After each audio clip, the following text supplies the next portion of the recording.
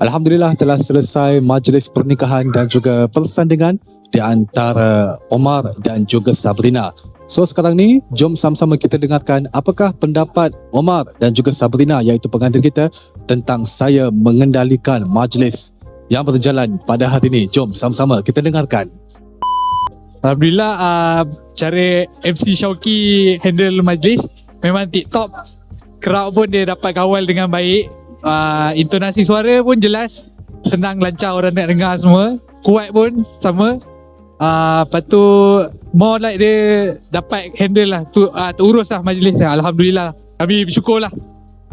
Sebab kami risau dua-dua risau. Tapi Alhamdulillah lah, semua berjalan dengan baik thanks to MC Syauqi. Okay, so itulah dia pendapat pengantin kita Omar dan Sabrina tentang bagaimana saya mengendalikan majlis mereka yang berjalan pada hari ini. So, apakah komen anda? Sila komen dekat bawah dan juga save, follow, like serta share video ni kepada orang ramai supaya ramai lagi yang lebih tahu.